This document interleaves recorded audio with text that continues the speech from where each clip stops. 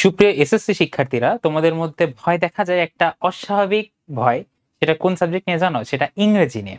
ইংরেজি ছোটবেলা থেকে আমরা পড়ে আসছি, তোমরা তো ফিজিক্স, কেমিস্ট্রি, বায়োলজি এগুলো অনেক পরে গিয়ে শিখো, কিন্তু ইংরেজি ছোটবেলা থেকে শিখেও আমরা যে টাইমে বেসিকটা তৈরি করার কথা ওইটা না করে 9, 10, 11, 12-এ গিয়ে অনেক ঝামেলায় পড়ে যাই।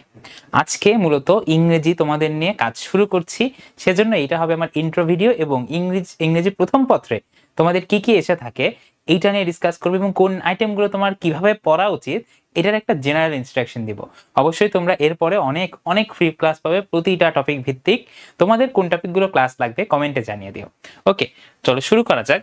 দেখো, আমরা জানি যে ইংলিশ প্রথম পত্রটা অনেকটাই তোমাদের ইংরেজি বই ভিত্তিক। তোমাদের একটা বড় মার্ক থাকে সিন, প্যাসেজ এবং এর থেকে উত্তর করা, এমসিকিউ উত্তর করা এগুলো থেকে।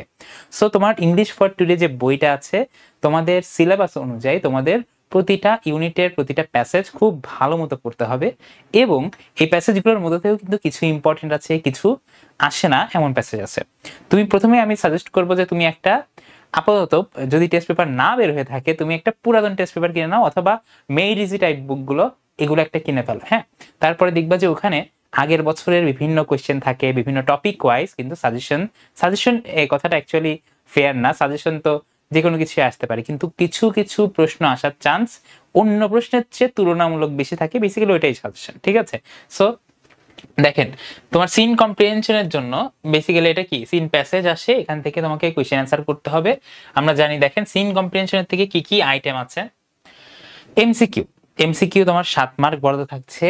মাল্টিপল চয়েস কোয়েশ্চেনে তোমাকে একটা প্যাসেজ দিবে যেটা তুমি অলরেডি পড়েছো তোমার বইয়ের মধ্যে, ওইখান থেকে বেসিক্যালি বিভিন্ন শব্দের অর্থ, তাই না, এগুলো তোমাকে জানতে হবে। তারপরে দেখেন অ্যানসারিং কোয়েশ্চেন, প্যাসেজটা তোমার সামনে, বেসিক আমি মনে করি যে এটা অন্যতম সহজ জিনিস ইংলিশের। তোমার সামনে পুরো প্যাসেজটা দেওয়া আছে, এইগুলো থেকেই তুমি অ্যান্সার করবা। সো এটা তুমি তো অবশ্যই পারবে। তারপরে দেখেন গ্যাপ ফিলিং, ঠিক আছে, ফিল ইন দ্য গ্যাপস, এটাও আপনাদের কিন্তু সহজ সহজ কিছু বিষয় আছে, এগুলো নিয়ে মেইনলি কথা বলবো না।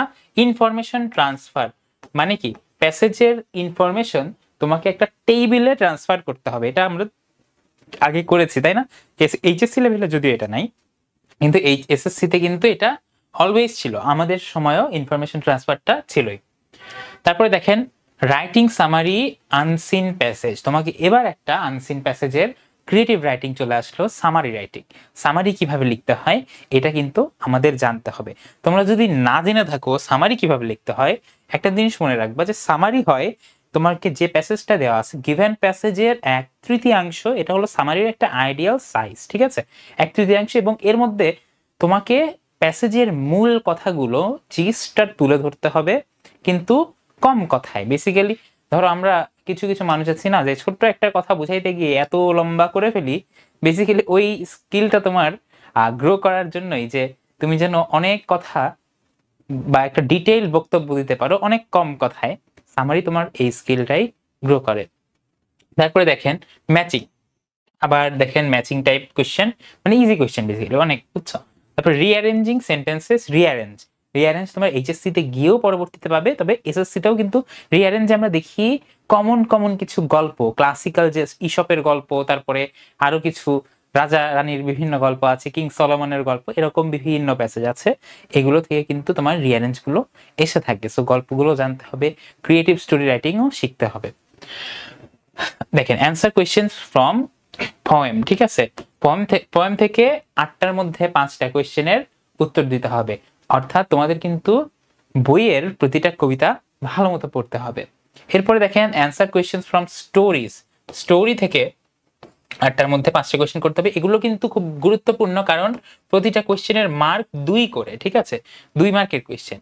সো একটা কোয়েশ্চেনের কিন্তু ভ্যালু অনেক বেশি, ঠিক আছে, তুমি 5-5-10টা কোয়েশ্চেন 20 মার্ক কিন্তু তোমার এখানে বরাদ্দ থাকতেছে তোমার just answering question from poems and stories এর জন্য। তারপরে দেখেন কমপ্লিটিং স্টোরি, তোমাদের ক্রিয়েটিভ স্টোরি রাইটিং খুব ভালো মতো শিখতে হবে, ঠিক আছে। তোমাদের ক্রিয়েটিভ স্টোরি যেমন ট্র্যাডিশনাল স্টোরি গুলো আসে, আরেক ধরনের স্টোরি আসতে পারে কিন্তু একদম ক্রিয়েটিভ। তোমাকে বললো যে জালাল রাস্তা দিয়ে হেরে যাচ্ছিল, হঠাৎ করে সে কি একটা ধরো মানি ব্যাগ কুড়াই পেলো, এখন জালালের গল্পটা কিভাবে লিখবো, সবাই তো লিখবে যে জালালের অনেস্টি নেই, সে কিভাবে ব্যাগ দিল। তুমি চাইলে অন্যরকম একটা গল্প লিখতে পারো, বাট গল্পটা মরাল হওয়া উচিত, ঠিক আছে, মরাল একটা পজিটিভ পজিটিভ অরা দিবে এমন একটা গল্প তোমরা লিখবা। তারপরে দেখো রাইটিং ডায়লগ, ডায়লগ রাইটিংও ছোটবেলা থেকে আমরা করে আসছি। এই দুইটা আইটেম কিন্তু খুব ভালো মতো আমরা ক্লাস আসবে, ঠিক আছে? তোমাদের জন্য ফরম্যাট ক্লাস এবং সাজেশন ক্লাস ইনশাল্লাহ আমি দিব কমপ্লিটিং স্টোরি এবং ডায়লগ রাইটিং এর জন্য। এই দুইটা খুব ভালো মতো আমরা পড়বো এবং ইংরেজি দ্বিতীয় পত্র আমরা আরেকটা ক্লাসে কভার করে দেবো। ইংলিশ প্রথম পত্রের এই বিষয়গুলোর মধ্যে কোনগুলোর তোমাদের ক্লাস লাগবে এইটাও ভিডিওর কমেন্ট বক্সে জানিয়ে দেবেন। এবং প্ল্যান আছে তোমাদের জন্য একটা গ্রুপ খুলবো, ফেসবুক গ্রুপ।